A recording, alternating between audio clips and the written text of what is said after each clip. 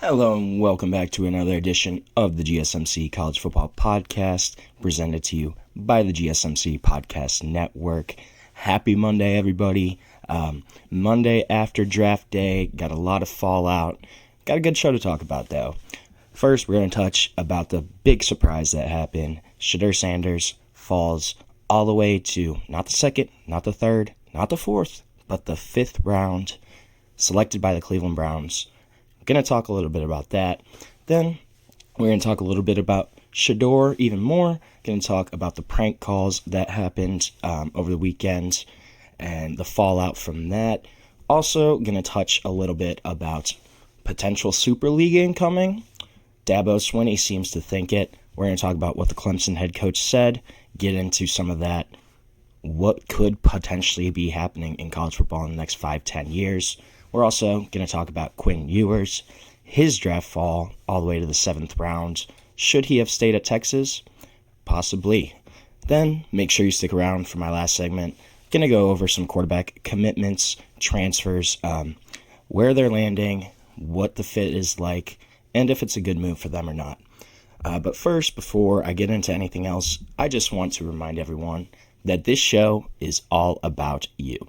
We love hearing any comments, questions, insights you have. We want to make this show as interactive, as exciting, as fun as possible, and you are all a big part of that here at GSMC. We couldn't do what we do without your support. We're so grateful to have you as a part of our community. One great way to get involved, make sure your comment gets read on the air, is to use the Super Chat feature. To do that, you click the $ at the bottom of the chat box, type in your comment, question, opinion, hot take, whatever there. And this is a great way to ensure that your message gets on the air, and also just a great way to support our channel, support what we're doing here at GSMC. We're so grateful to have all of you here with us as a part of the GSMC community. Now, I want to talk a little bit about, not that, I did not do my segments right now.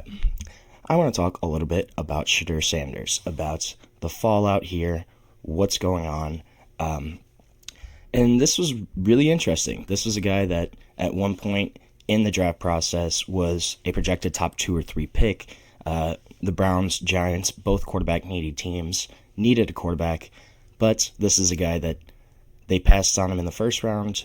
It was kind of surprising, though, that he lasted as long as he did throughout the day.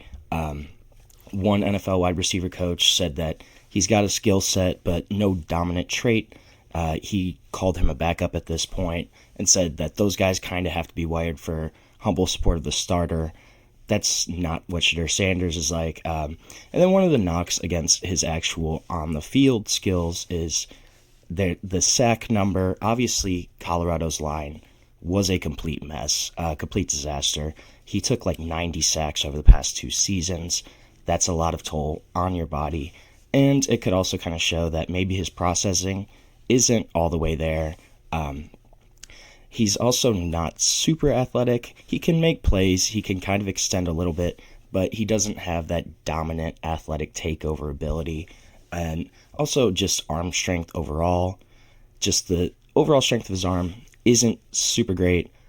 Average at best, I would say. So those from the on-field perspective kind of were the knocks against Shedeur Sanders, right? But then there's also intel coming out. The same wide receiver coach said that he got intel from across the league, various sources, that Shedeur basically, the quote was, "This guy has no awareness about how he's coming across." And then also, I think he said something about leverage. It seemed like Shedeur Sanders felt that he had a little more leverage about where he was going, where he was going to end up, than actually was the case in the NFL.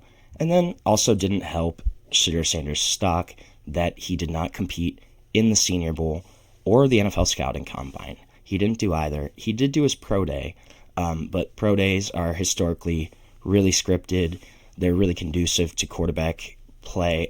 Will Howard had a great pro day at Ohio State, but that's a situation where you're at your pro day, you're throwing to your own wide receivers, you know what throws you're going to have to make. Pretty much every throw is scripted, so it's a much more controllable environment than the NFL Combine, than the senior day, Senior Bowl. And also, if you're not a first-round pick, if you're injured, it's going to create some pause, some concern. And a former NFL quarterbacks coach, he was quoted that he said it wasn't super surprising that Shedeur Sanders waited as long as he did in the draft. But now the draft process is over. Shedeur Sanders, 144th overall pick. That's set in stone. Nothing's going to change. We're not going back in time. And Shedeur Sanders is not going to be a first-round pick. He's a fifth-rounder. That's just how it shook out. And this is a guy that he was the most talked about player in this class by far. I think from a combo of things, also just the pedigree that comes with being Deion Sanders' son, the attention level. I think that's a big part of this. But this guy was the most talked about player in this class, I would say.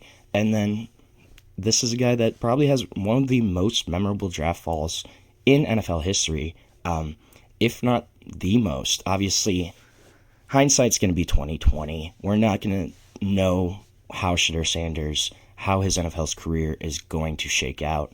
But when you compare this to other memorable draft slides, you think of Aaron Rodgers, who was a projected number one overall pick at one point, slid to the 20s. Brady Quinn was another guy that had a draft day slide. Obviously, Dan Marino in 83. That was a pretty infamous quarterback slide. But all those guys were first rounders. You had a little more recent ones. Will Levis, he was a second round pick, projected top 10 throughout the draft process. But you really haven't seen a guy that was a top 5 pick slide all the way to the 5th round. And again, Shedeur Sanders, he was never involved in off-field incidents. He didn't get in trouble. He never got arrested, nothing like that. But his character was constantly criticized and kind of attacked by various media outlets, various inside sources, quote unquote, and they cited a bunch of people that had been around this draft process that said, hey, this might not be super surprising if you actually see it. I talked a little bit about this last week on Friday, where The Athletic had surveyed 10 NFL coaches across the league and about whether they were surprised that Shedeur Sanders was not picked by the Steelers at 21. All 10 said no. So this was a thing that seems like the NFL was much lower on Shedeur Sanders than the media was.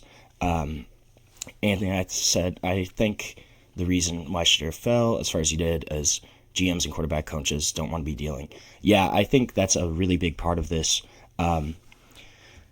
Everything that comes with Shedeur Sanders, it's a completely different package than really any quarterback prospect we've ever seen. You've seen guys like Eli Manning. Obviously, his dad was Archie Manning. Obviously had a great NFL career, but it's not Deion Sanders. Deion Sanders is one of the best all time. His presence throughout the media, just the personality, the everything that comes along with the Deion Sanders primetime experience. I agree. I don't think NFL coaches, GMs really wanted to deal with that.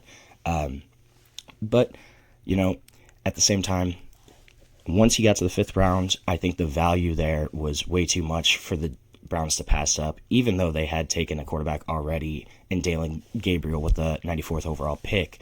But I think there is a little bit of bias here that has been kind of played into why Shedeur Sanders maybe fell.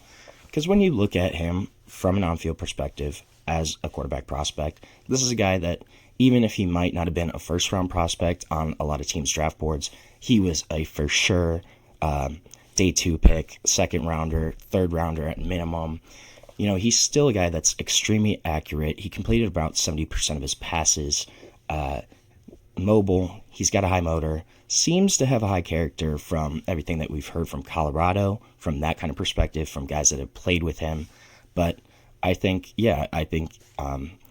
would it have made the NFL look bad if he didn't get drafted at all? Completely. It would have been a really black eye for the NFL. I think it would have been a really bad look.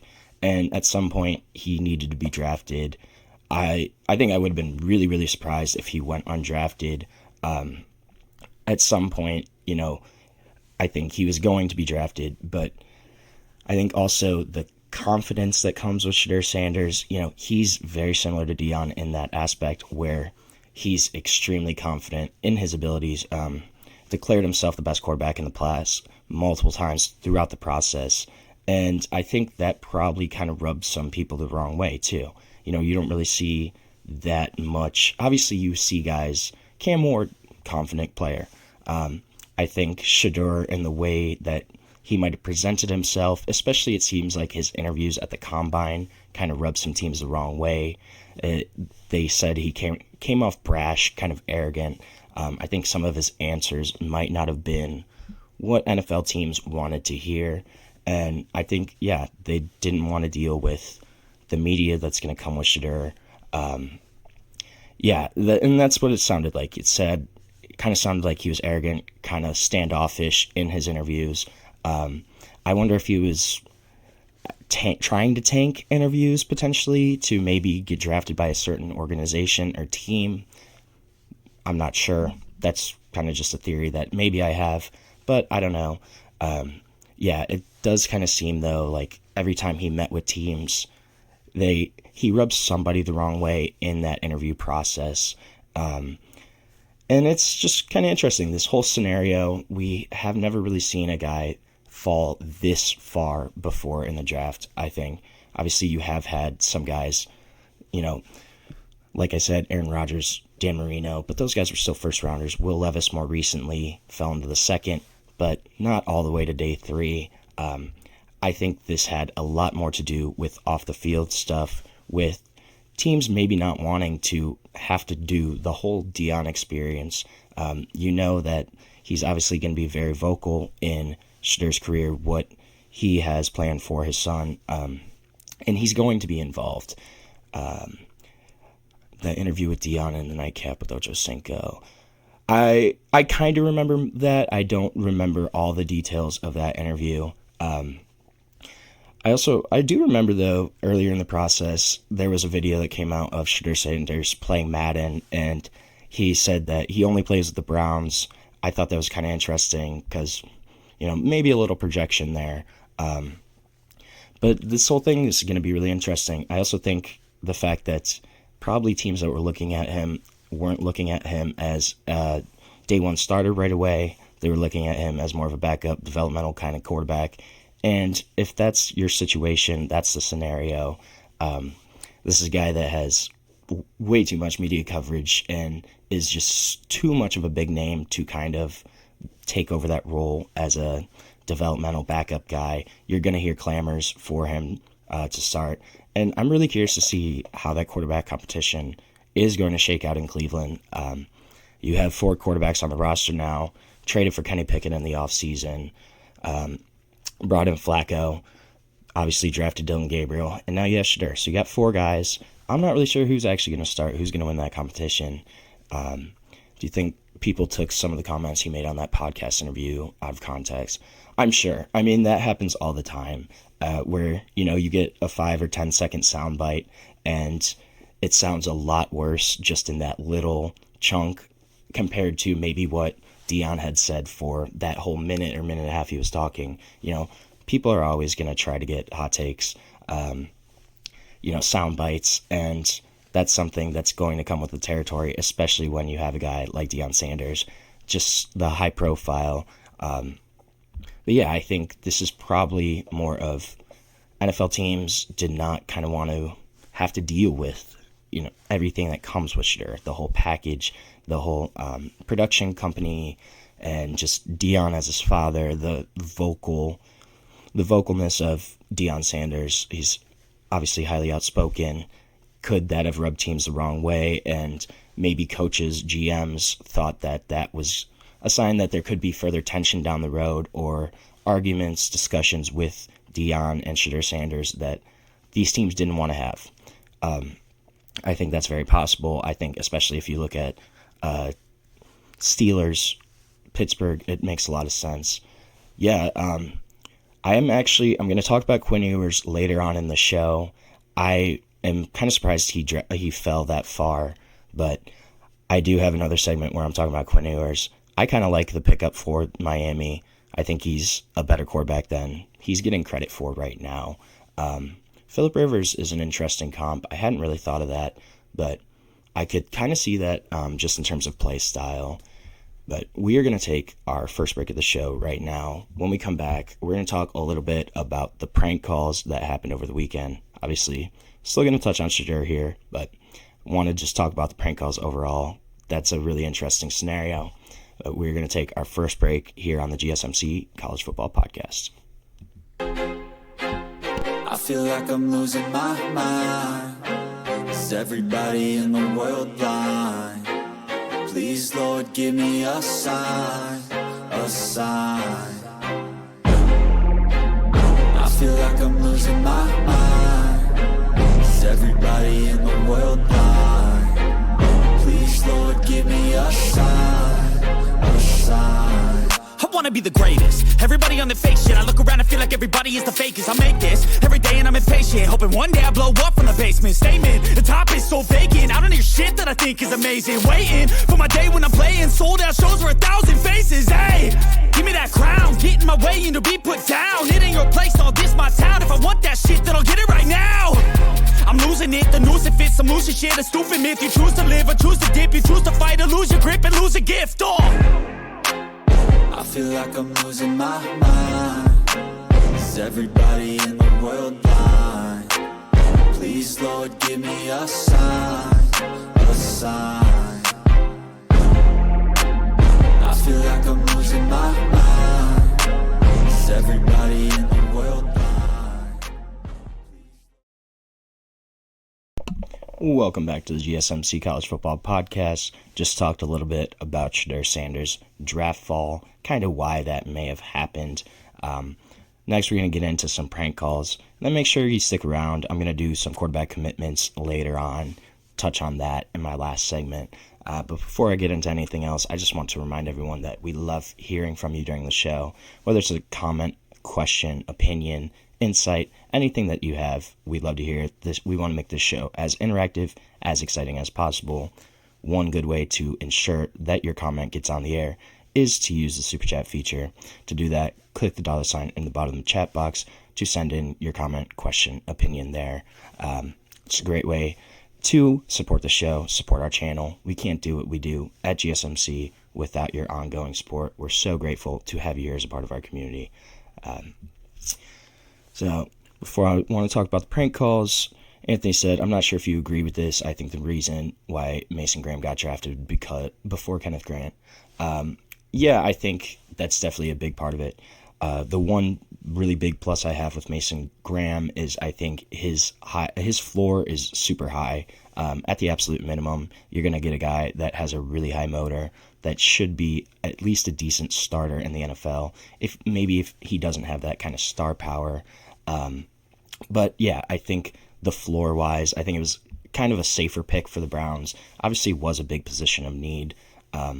I'm really high on Mason Graham. I think he can be a really good player in this league. But yeah, I think he was more pro ready, just more solid overall as a prospect, more well-rounded. And I think he fit a little more schemes. He was a little more versatile, which I think that's also part of the reason that he may have gone a little earlier than Kenneth Grant did. Kenneth Grant, impressive D-tackle in his own right. But I think kind of the skill set of Mason Graham also, I think, like I said, that floor, just with his motor and his abilities already, I think he can come in right away and be a really solid contributor to an NFL team at the absolute minimum. And then obviously on the high end, could he be a Pro Bowler, All-Pro? I think he does have that potential. But I think why Mason Graham got drafted earlier, that mean streak, the motor, the higher floor, I think those were all kind of characteristics and part of the reason why that Mason Graham went earlier. Based on his tape, who was a comparison pro for Kenneth Grant of a current D-tackle. Tim Bowens, I could see that. This is a big D-tackle. I think also maybe somebody like a Vita Vea kind of, where you have a 330-pound guy that's plugging the holes in the middle and also kind of has a higher pass rush ability. I think that's a solid comp for him. But this is a guy that's a much different player than Mason Graham. Bigger overall. I think he's stronger in the run game, but I agree. I think he does have a little more pass potential. That's why I kind of think maybe a Vita Vea type where you're still 335 pounds, but you still have a little more pass rush ability. I think that might be kind of a solid comp for him. But I think he could be a really good player in the NFL too. I'm not super low on him. Casey Hampton, yeah, I could kind of see that too. But Kenneth Grant, I think, yeah, he might take a little more time to kind of develop before he reaches his potential. I think Mason Graham just was a little more pro-ready and just was able to kind of fit more scheme-wise. I think that's probably part of the reason why Mason Graham went a little earlier. And I also think Mason Graham probably has a little higher potential just on the high end of the projections. If everything kind of clicks for him, I think that's a guy that can be a top 5, top 3 D tackle in the NFL in the next 5-10 years. But we're going to have to wait and see. They're both really solid prospects. I think both can do a lot in the NFL right now. I want to switch gears a little bit. I want to talk kind of about the prank calls, what happened here. So obviously, 40th overall pick came around. The New Orleans Saints were on the board, and Shedeur Sanders gets a phone call, and the guy answers. He says, "Hey, this is Mickey Loomis here, GM of the Saints. It's been a long wait. We're going to take you with our next pick right here."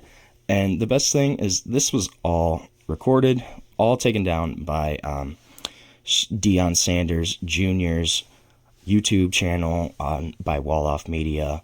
This was all on tape. And Shedeur, obviously, he's like, "Yes, sir, this is going to be legendary." And then the guy said, "But you're going to have to wait a little longer. Sorry about that." And hung up. Obviously, Shedeur Sanders was confused, kind of what happened. I think this is a bigger story. Be the D tackle. Chris Jones, are you talking about? Because Chris Jones, man, he's a baller. That's a guy that's a legit player. Yeah, I could maybe see that. I think there's a lot that has to go right for Kenneth Grant to kind of reach that level.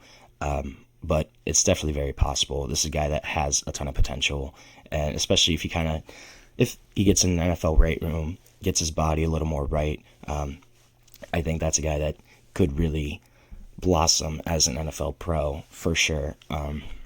But yeah, we're going to have to wait and see on that. I think that's going to be interesting, kind of how that all shakes out. Yeah, but the prank calls, though, I think this was interesting. This happened not only to Shedeur Sanders, it sounds like Tyler Warren also got a prank call in the first round, as well as there was a 6th-round offensive lineman that got drafted by the Buffalo Bills, Chase Lunt. He said in his press conference he got 4 or 5 prank calls. And this is kind of interesting. You don't really see or hear about this a whole lot in the NFL draft, but the whole situation, apparently Jack Albrook, son of Jeff Albrook, Falcons defensive coordinator, was visiting his parents on a weekend home, found his dad's iPad, and it was open, unlocked, and was able to go into the contacts and find Shedeur Sanders' number and took it down there. I kind of feel for Jeff Albrook here. You know, it's a situation that you can't really control. You were at your own home, you had your iPad, and your son ended up taking it. Obviously, I mean, I'm about the same age as Jack Albrook.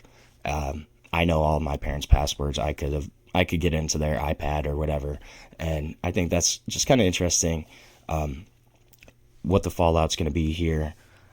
Atlanta has said that Jeff Albrook is not going to be punished anymore. They said he wasn't aware of kind of what happened here, of the data breach, of the prank call, and I really think that is the case. Obviously, the NFL is going to investigate this and kind of what happened. But yeah, I think that Jack Albrook, this was really interesting. I don't know if he was responsible for all of these. There was one Falcons team official that said he was only responsible for the Shedeur Sanders phone call. I wonder kind of else what happened, if, you know, the Tyler Warren call, if the Chase Lunt calls, were these from Jack Albrook's friends or just other people he knew, or were there other potential leaks throughout the NFL? That's going to be something that the NFL is going to investigate, kind of what happened here.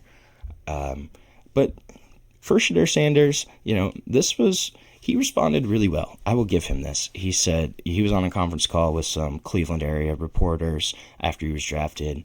He said that he wasn't bothered by the prank. He said it didn't really have an impact on me because I was just like, I don't feed into negativity or I don't feed into that stuff. You've seen it on the YouTube channel. He said, it is what it is. I think, of course, it's childish. It was a childish act, but everybody does things. Everybody does childish things here and there. And props to Shedeur, honestly. I think that was a really great response. A diplomatic response, but the right move here. You accept that this happened, and obviously, after his fall, after kind of these reports that are coming out of him being brash, arrogant, kind of turning off NFL teams, I think this was the right move from his perspective to kind of switch gears, say, hey, this isn't a super big deal, even though that's something that, it could have ruined his draft night. That I'm sure from a prospect's point of view, you get a call like that and you think it's the call of a lifetime. Shedeur Sanders thought his slide was ending. He thought the Saints were going to pick him up here at 40. And they did actually take a quarterback. However, it was Tyler Shuck. It wasn't Shedeur Sanders. And I feel for the kid, honestly, there. That's got to be a really tough situation of you're fulfilling your lifelong goal of playing in the NFL, and you get a call, you think your dreams have come true, and it's not the case. It's someone just messing with you. The whole situation, I feel for Shedeur Sanders. I feel for these other prospects that this has happened to.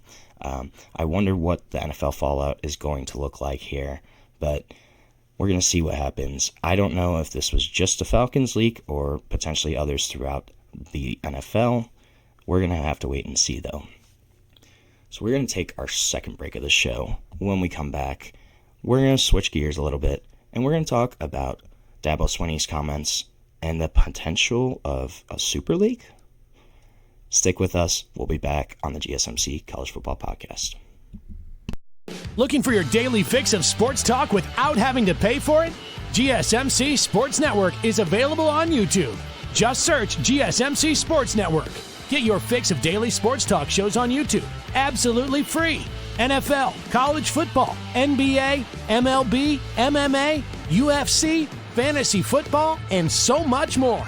GSMC Sports Network has shows running all day long, with new sports shows starting every 2 hours. Just like on your favorite cable sports channel, except GSMC Sports Network is absolutely free. Just search GSMC Sports Network on YouTube to catch one of your new favorite shows, like the GSMC College Football Podcast, Chip Shot Football Podcast, Hoops and Heels Women's Sports Podcast, GSMC Basketball Podcast, and so many more.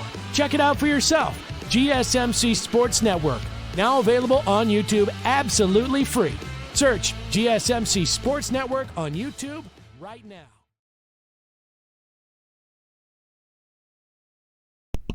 Welcome back to the GSMC College Football Podcast. Just talked a little bit pretty much about Shedeur Sanders, his draft fall, kind of the prank phone calls as well. I want to switch gears and talk a little bit about what Dabo Swinney said of the potential of a college football super league. Dabo Swinney, the great resistor to college football change, now seems to believe that things are heading into what he said is probably the best era for college football. And he said that it seems like there could be a super league coming. This is something that has kind of been talked about for the last year or two. So last year, a formal proposal was endorsed, circulated by a group known as College Sports Tomorrow, and that included the presidents of Syracuse and West Virginia, among other kind of business sports industry leaders. They had a formal proposal for a super league, what that would kind of look like. And then also, right around the same time, this was about October 2024, Smash Capital, venture capital firm, they privately pitched a bunch of universities on kind of injecting billions of dollars into the sport to create a single business plan, a single business organization that really just maintains college football's existing structure, kind of supervises it, and potentially shifts into more of a super league type. This has been something, though, that the Big Ten and SEC in particular have really spoken out against, especially in that kind of October 2024 time frame. Both of those conferences have had little interest in joining a plan like this because it honestly curtails their power, their influence in the decision-making process throughout college football. Obviously, those two conferences have really taken the forefront, have really stepped up, and become almost a power two. There's been a growing disparity between those two and the Big 12 and ACC, so they kind of have the driver's seat right now, and Big Ten and SEC both don't really want to give up that power and control. According to the leagues, both of those leagues' latest tax returns, Big Ten dispersed around $16.5 million to each of its members, and the SEC gave out about $51 million a year to each of its member schools. And these payments are much more substantial than ACC Big 12 payouts. They're going to keep growing. The Big Ten is moving to 18 universities, 16 going to SEC up to 16, and Dabo Swinney kind of said the dominoes are already in place for a Super League to happen. He thinks it would probably include about 40 to 50 teams, and he was asked whether it would or should happen, and he responded with both. Dabo Swinney thinks it will happen, and he thinks it should happen. He was quoted, he said, "It's not sustainable the way we are, it's just a matter of time. It's one of those things, even though for some of us it's really clear to see, we just got to get through it to get there." And I honestly kind of agree with Dabo Swinney. I think the current structure of college football, the way conferences have been realigning, it's not sustainable for the future, especially when you have West Coast schools traveling all the way to the East Coast and vice versa throughout school weeks, especially if you're looking at sports besides college football, but even college football in general. You take a team that, say like a Penn State, that had to go to USC last year and play on Saturday. At a minimum, they're going to have to leave Friday, probably have to leave Thursday. And then you look at when Stanford and Cal had to go travel to their ACC games, their equipment buses would have to leave on like the Monday of that week before the game on Saturday just to get there in time to ensure that the team had all their equipment, everything they needed for the game. It's not sustainable right now. Another big domino just kind of fell into place for this potential restructuring is that Clemson, FSU have pretty much finalized their settlements with the ACC. Both schools had sued the ACC respectively, separately, over a couple of issues. The main issue was the league's grant of rights, and also the television viewership. That was a big issue here. The main argument was there's hundreds of millions of dollars in future TV rights. If a school left the ACC, would those rights belong to the ACC through the end of their TV deal, which is in 2036, or would they belong to the schools, to Florida State and Clemson, if they were to leave a little earlier? And then the other big thing was the exit fee. The ACC had a really substantial exit fee. It had been around up to $165 million, just not tenable for these schools. Couldn't be enforced, really. And so the total cost now is going to drop. It's still at $165 for 2026, but it's going to keep dropping annually according to these terms that they've kind of agreed upon. And reportedly, it levels out at $75 million in 2030, 2031, which is much more feasible for these universities to pay than $165 million. Instead of facing a $30 million annual gap in revenue, it should be around 15 as well, because the ACC has introduced a new revenue distribution model that's really placing an emphasis on TV ratings. So obviously Clemson, Florida State are two of the more recognizable brands in the ACC.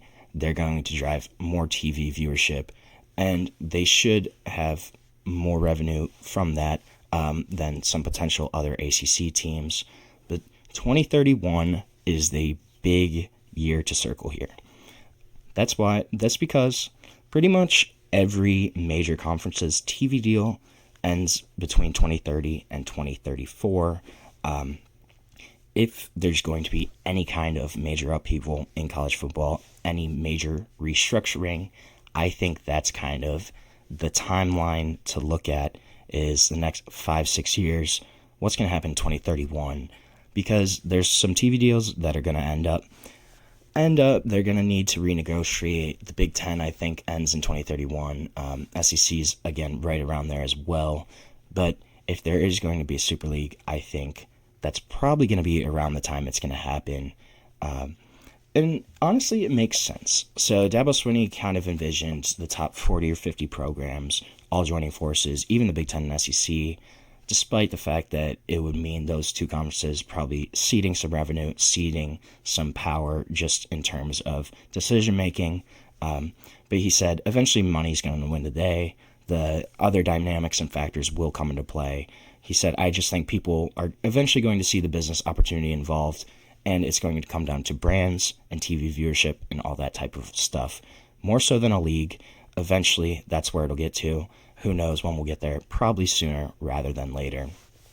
I think this is all pretty true. One thing I'm kind of curious to see about is how a potential Super League would determine who are those top 40 or 50 programs that get into this conference, this league. I think you're probably going to see the vast majority of SEC, Big Ten, ACC, Big 12 teams in, but where they draw that line in the sand, who they cut out, I think that's going to be kind of the interesting thing to see here. And then part of the reason that kind of Dabo Swinney sees this as inevitable is the current financial model. It's not working for enough schools. Some schools are just bleeding money, especially when you have the impending House settlement that's going to come in, where schools are going to be able to directly pay their student athletes. That's going to be a big thing here. That's a big cost for schools to cover. And when they're not making as much from TV revenue, it's going to be tougher for these programs and these universities to make those kind of decisions in terms of their athletics direction, just what's going to happen, where they allocate money to. And then also, just kind of like what I said, the scheduling. I think if you have a league that's a 40-50 program Super League, you can go back to maybe divisions, or you separate it more based on regions, and then you have a few crossover games. You have 2 or 3 games where teams might travel across the country, but you're not going to be doing it every other week. Cal, Stanford, they're not going to have to go to Maryland, or Virginia just every other week. That's not feasible. And the big thing here too is this still has to be college football based. This has to be a college thing. It can't end up being, an NFL kind of feeder league, G League type of sorts, a minor league system. It can't be that, because like Dabo Swinney said, he said that 98% of these kids aren't going to play football in the NFL. They're not getting to the pros. We need to help them maximize their opportunity here, and you need to equip them for life. And I completely agree with that. I think this is a big thing that we're going to see is how much professionalization is going to be implemented in college football.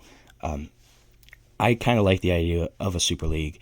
I think the way conferences are going right now doesn't make a lot of sense. But if you have, say, a 50-league team, you split it up into 5 10-team divisions. You maybe go East Coast, Northeast, Midwest, Southeast, and a Pacific League, and then maybe like Texas kind of situation. I think that makes a lot of sense, where you break it up more regionally. You can kind of get back to some of these rivalries. You restore rivalries like Bedlam. You bring Oklahoma State, Oklahoma back. You bring back some of these rivalries that we've lost over the past couple of years that are really great for college football. They're part of what makes the sport unique, part of what makes college football just its own thing. It's not the pros. There's a lot more loyalty tied to universities, fan bases. They're not going to disown their schools they went to or schools they grew up cheering for as fans. And I think Super League, it does make a lot of sense. When are we going to see it? I don't know. Will we see it? I don't know. I think 2030, though, 2031, we could see some really big changes in the college football landscape, in how it's structured, in where players go, where teams go, where these universities end up being. I think that's going to be really interesting. And also what's going to happen to some of these smaller programs if they're not in the Super League. We're going to have to find out. We're going to see where college football goes. But don't be surprised. Could a Super League be coming? I think it might at some point. So we're going to take another short break on the show right now. When we come back, I want to talk a little bit more about the draft, but I want to talk about Quinn Ewers and his draft day, his decision, kind of what happened there. Was it the right move or not? But we'll be back shortly on the GSMC College Football Podcast.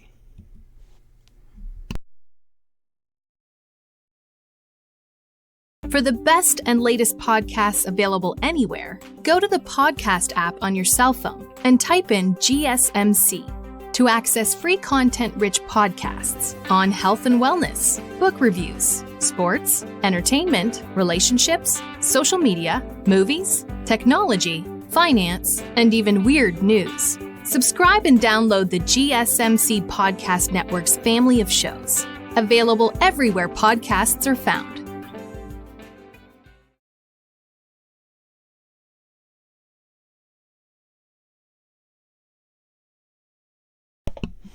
Welcome back to the GSMC College Football Podcast, presented to you by the GSMC Podcast Network. We've had a decent show already, I think. I don't know. That's my opinion. But I talked a little bit about Shedeur Sanders. Talked a little bit about the potential Super League. I want to switch gears and talk about Quinn Ewers and kind of what happened on draft weekend with Quinn Ewers. So, obviously, projected to be a middle round pick. Some people had as high as a second or third round grade on him. Probably was realistically going to be maybe a fourth or fifth rounder, but did not happen. Quinn Ewers fell to the seventh round, was drafted by the Miami Dolphins, and this is just a really interesting scenario, I think, overall. Quinn Ewers, this was a kid that was the highest ranked high school quarterback prospect ever by internet recruiting sites. Certain sites had literally a perfect grade on him. He was a 100 overall prospect. I think that also kind of set the expectations for him for his college football career. And this was a guy that I think if he didn't have those expectations, I think his career would have been looked at in a much better light. He really did have a solid college career. Twice made second team all conference, led Texas kind of back. You know, there was always the meme of Texas is back, but Quinn Ewers really did bring Texas back. They came back. They're now still a college football playoff contender, perennial. I think they're back in that really big blue blood kind of state mindset. And I think a lot of that was because of Quinn Ewers and what he brought to Texas. And this was a guy that he was a number one ranked quarterback in that 2021 recruiting class. And you look at some of the other names in that class. Caleb Williams was the second overall quarterback. Drake May, number 4. J.J. McCarthy, number 6. Jackson Dart, 13. Garrett Nussmeier, who could be a first-round quarterback next year, had 4,000 yards last season for LSU. He was the 19th quarterback in the class. Shedeur Sanders was number 37. Riley Leonard was number 58 in this class. This was a guy that Quinn Ewers was ranked higher than all of them. Scouts, pundits, they all thought that this guy was going to be the best quarterback of this class. And I think that kind of shows his overall talent level, what he's capable of. I'm really curious on, was this the right decision for Quinn Ewers? He probably, if he entered the transfer portal, I think he could have made at least $4 million. You know, you had a guy like Carson Beck, who's coming off a shoulder injury, who's probably a little more highly graded as a quarterback prospect, but he got over $3 million from Miami. I think Quinn Ewers was probably going to get a little bit more than that just because of his winning ability, what he brings to a table as a veteran quarterback. I think he probably could have made about $3-4 million. Now, you look at what he's going to get from Miami Dolphins on a 7th round rookie deal. Financially wise, obviously, it seems like if he had stayed at Texas for another year, or not at Texas, just stayed in college for another year, Quinn Ewers probably could have made a little more money this next season. But here's the other thing. I think he definitely would have had to enter the transfer portal. There was no way that Texas was not going to let Arch Manning start this year. This was the year for Arch to take over.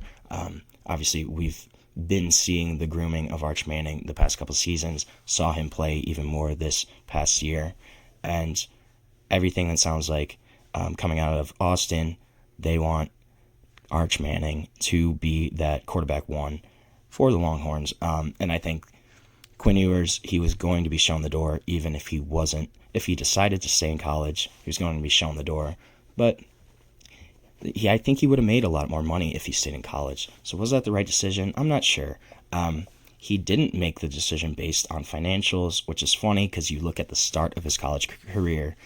He reclassed, enrolled early at Ohio State to get a 7-figure NIL deal, got about $1 million, 1.4, I believe, in that initial deal as like a 17-year-old. And then he never really had a chance to win the Ohio State job. Spent the season there, got his paycheck, then transferred back to Texas. But this is also a guy that, if you look at his NFL draft stock, he suffered injuries in all 3 years at Texas. Deep ball accuracy left a lot to be desired at times. And also just his pocket awareness overall was a little questionable. So those are kind of some of the knocks on Quinn Ewers as a prospect. But there's still a lot of good things about his game. His arm strength, he's got a really quick release. He's got nice touch on the balls. He's a tough quarterback. He's got a lot of poise in the pocket. I thought somebody would probably take a flyer on him a little earlier. I had him ranked much higher in my overall quarterbacks on this class. But this is also a guy that I think if he did stay in college, he would have had to leave. I'm not sure if he really wanted to go anywhere else. He was a guy that grew up rooting for Texas, was a big fan of them, always wanted to be the Texas starting quarterback. He fulfilled that dream. He led them to a college football playoff, and also made a bunch of money during his time at Texas. Had NIL deals he had a national Dr. Pepper commercial, was on the cover of College Football 25, had a New Era deal, had a Lucchese deal, even had a private jet company deal. And then he was also paid in NIL money from the Texas actual collective. So I'm sure Quinn Ewers did pretty well for himself over his few years at Texas. I wonder if it was the right call. The one thing, too, is I don't think his stock was going to get any higher in next year's draft class. This is a much weaker quarterback class overall. And if he was a 7th rounder in this class, he could have been a UDFA next year and been fighting for a roster spot. So from that perspective, I think it might have made more sense for him to go to the NFL right away. But from a financial-based point of view, it was a little questionable that Quinn Ewers kind of did this. And I wonder if we're going to start seeing this more in college football. Will guys want to stay and try to rack up some NIL money if they're going to be a 3rd or 4th round pick? If they know that rookie deal isn't going to be as much as they're making in college right now, are we going to see more players decide to skip the draft, forego early eligibility, and stay in college for another year or two? I think that's going to be something we're going to have to wait and see. I think it's very possible, though. You saw Cam Ward do it last season. He could have gone in the draft after the Washington State year, decided to transfer to Miami, and obviously that was a great decision for him. He was probably going to be a day 2 quarterback last year, ended up being the 1st overall pick this season. Carson Beck, another guy that we saw this.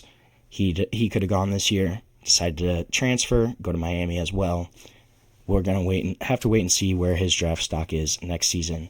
But from a financial point of view, obviously he helped his situation overall. I think, though, Quinn Ewers, I don't think he wanted to have to transfer to a new team. He was going to have to learn a whole new offense, work with new wide receivers, and I don't think that's something he wanted to do. But I'm curious on whether this is actually going to be a trend that we continue to see throughout college football. are these guys foregoing early eligibility to stick around and maybe try to rack up a little bit more financially than they probably will as mid-round picks in the NFL? Quinn Ewers is going to be one of the big cases here. I think a really big thing for him was just the durability issues, right? He got hurt every year as a starter, different injuries, had an AC joint sprain at one point, but this is a guy that really got roughed up a little bit at Texas. If he really truly believed, got intel that he was a day 2, early day 3 pick in January, it made a lot of sense for him to come out. It was a safer bet than trying to stay in college, and especially when you look at that quarterback class. I think, though, probably realistically, this was a move that Quinn Ewers could have gone either way on. I don't think his draft stock was getting any higher. I like the landing spot in Miami for him, honestly.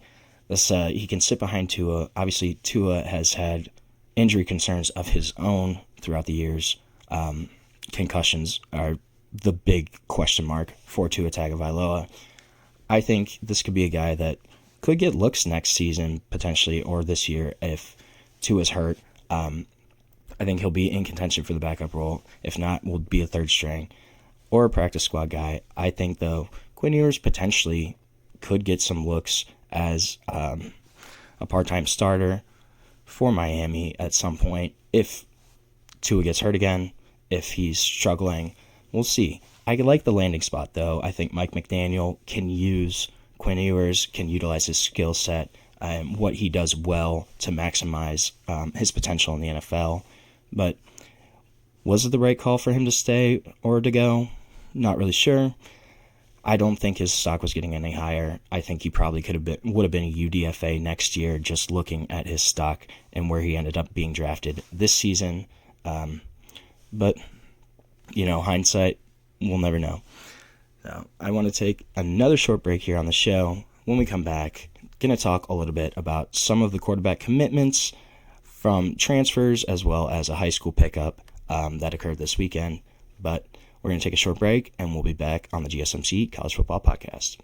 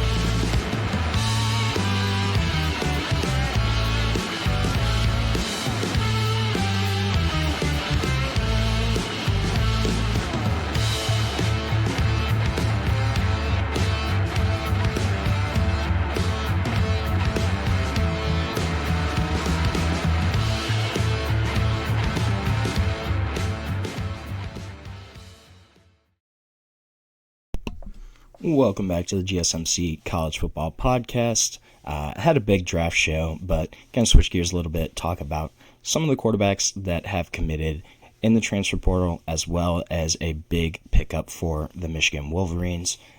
First guy, though, Jaden Rashada, the former one-time Florida commit, then Arizona State guy, then Georgia guy, is now going to Sacramento State. He announced this on Friday. Still has his whole lawsuit against Florida and Billy Napier right now over his NIL deal that fell apart when he was a high school recruit. But this is a move that is going to create some buzz at Sacramento State. Obviously, Sac State is trying to level up. They are applying to become an FBS independent, move up from the FCS. I think they're probably going to try to position themselves to join a conference in the near future once they're at the FBS level. But this is a move, this is a big-time pickup for Sac State. But I think this was a guy that was the 84 overall recruit in the 2023 class, Sac State hired former UNLV offensive coordinator Brennan Marion as their head coach in December. And this is a guy that created his own offense, really, pioneer of, it's called the go-go offense. And essentially, the go-go offense kind of creates a triple option scenario at every snap, basically. They put two running backs in the backfield. There's a lot of movement and shifting with those running backs.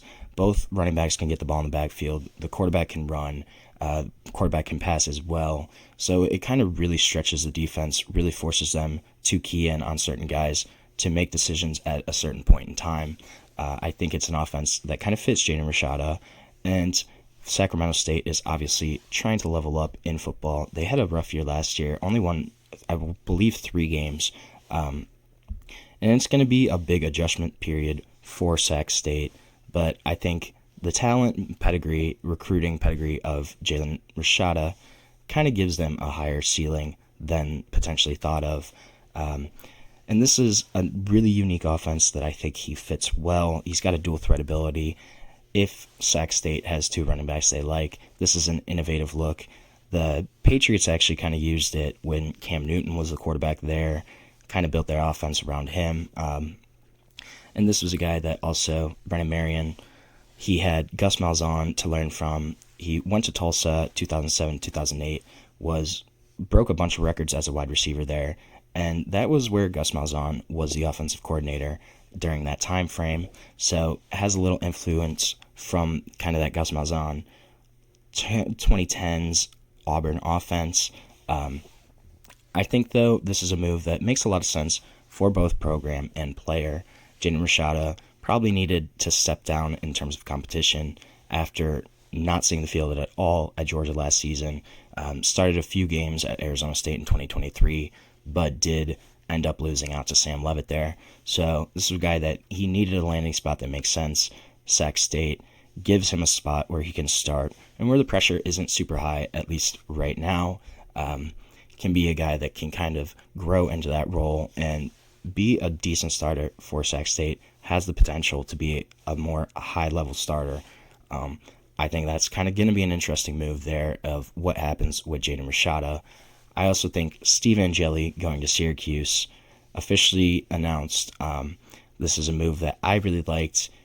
Angeli hit the portal about 10 days ago, and Syracuse was looking for a new starter. They didn't really have a ton of depth in that quarterback room. Added LSU transfer Ricky Collins, who appeared in 4 games last season with the Tigers. Has only played, though, 33 career snaps, so a guy that doesn't really have a ton of experience. And he's the only quarterback on Syracuse roster that had any type of game experience before the addition of Steve Angeli. This was a team that was looking to replace Ohio State transfer Kyle McCord, who led the FBS in passing yards last season, led the Orange to a really surprising 10-3 season. Head coach Fran Brown, who was the Clemson defensive backs coach, has really kind of highlighted, upgraded the Syracuse football program. And I think Steve Angeli makes a lot of sense as a guy that could be a 1 or 2 year bridge starter for Syracuse. Doesn't also have a ton of experience. He's only started 1 game ever. That was the Sun Bowl against Oregon State in 2023. Had a decent game. Went 15 of 19, 232 yards, a couple touchdowns in that game. Also was forced into action in the college football playoff semifinal against Penn State. In his 1 drive, he went 6 for 7, 44 yards, but did take a sack at the end, and Notre Dame had to settle for a field goal. However, he did drive him down the field. This is a guy that I don't know if he has the highest ceiling, but at the very minimum has a really solid floor as a guy that won't turn the ball over, is going to be solid, steady quarterback. You probably won't see a ton of exciting quarterback play from Steve Angeli, but a guy that I think can be a really decent starter at a Power 4 program. And Syracuse is a really good fit for him. They didn't have a ton of experience. Obviously, Angeli has only played a couple games over his career, but a guy that's a 3-year backup, backed up Riley Leonard, backed up Sam Hartman before. So a guy that still has a little more seniority than anybody else in that Syracuse quarterback room. I think it's a move that makes a lot of sense, and at the minimum, it kind of adds more to that quarterback competition. Steve Angeli might not win out. It could still be Ricky Collins, who seemed to be in the leader house for Syracuse. But I think at the very minimum, Steve Angeli gives them a really high-level backup if they do decide to go Ricky Collins week 1. And on the high end, Steve Angeli gives Syracuse a guy that can start and be a decent starter for them as they try to replicate some of that 2024 success. Another quarterback that transferred, and he announced he is committed to Tulane, is former Iowa Northwestern quarterback Brendan Sullivan. Tulane actually took in 2 quarterback transfers in the winter portal, brought in Caden Simonza from Ball State, also brought in TJ Finley from pick one of the 4 schools that he attended before. Because they lost Darian Mensah, he transferred to Duke and got a really big deal to go to Duke. This was a team that needed a couple different options, and especially after TJ Finley's arrest for a stolen truck, that was a really interesting scenario there too. TJ Finley was suspended after that. He's now in the portal again. So Tulane needed a guy with starting experience. And Sullivan has that. He's started 11 Big Ten games over the past 3 years. Started, I believe, 3 games last season for Iowa and was still on that roster. But Iowa brought in South Dakota State transfer Mark Gronowski, who had a really storied career for the Jackrabbits there. And so I think Brendan Sullivan kind of saw the writing on the wall. But this is a good move for him, good landing spot. Tulane needed a guy to kind of come in and start after losing Darian Mensah and losing TJ Finley. And I think it gives Tulane a guy with starting level experience and just veteran leadership overall. The last guy I want to talk about, though, I think this is a really interesting one. So 4-star quarterback, 2026 quarterback Brady Smeagol has committed to the Michigan Wolverines. ESPN's number 4 pocket passer in the 2026 class. This is a kid that's 6'5", 210, from California, actually. So Michigan kind of reaching out across the nation. Number 45 overall recruit, and began the weekend as the cycle's number 2 available quarterback in this class. Was a former Florida State commit, kind of decommitted after that 2-10 season, after they hired Gus Malzahn, changed their offense a little bit. He really noted his connection with Michigan offensive coordinator Chip Lindsey, who had previously recruited him at North Carolina. And this is going to be a guy that the program tradition and also the opportunity to step in to their room behind Bryce Underwood, I think were both appealing for Brady Smeagol. He shut down his recruitment at one point, and this is a guy that's got really standout arm strength, elite downfield accuracy, one of the better quarterback prospects in this 2026 class. Has been a 3-year starter as a quarterback, enter his senior season with over 11,000 career passing yards, 147 passing touchdowns throughout those 3 years. So this is a guy that's been super productive. Last season as a junior, threw for 3,500 yards, had 49 passing touchdowns, and led his school, Newberry Park, to a division title. This is a guy that's going to be a really great pickup for Michigan. At a minimum, he adds to that Michigan quarterback room, gives them more depth, gives them a really high-end option behind Bryce Underwood. Obviously, this is Bryce Underwood's team in the future, but the addition of Brady Smeagol gives them a really high-quality backup and a guy that could potentially take over for Bryce Underwood after his couple years as a starter there. But I really like this move from Michigan. It's just adds depth to that room. This was a quarterback room that was in complete shambles in 2024, and in just the span of one season, they're in much better shape for the future of that quarterback room at Michigan. Immediately upgrades their floor and their ceiling at the position and as a team overall. I really like the move, and we're going to see kind of what happens with Brady Smeagol there. This is going to be Bryce Underwood's show, but at a minimum, gives them a really great depth option, a development option behind him going into 2026 and beyond. So that's going to be all for our show today. Thank you so much for tuning into the GSMC College Football Podcast, presented to you by the GSMC Podcast Network. Please remember to subscribe, like, follow, share, all of that fun stuff. And if you want, you can also go to Facebook, Instagram, Twitter, TikTok for more sports content, more sports updates that you love. Thank you so much, and have a great day.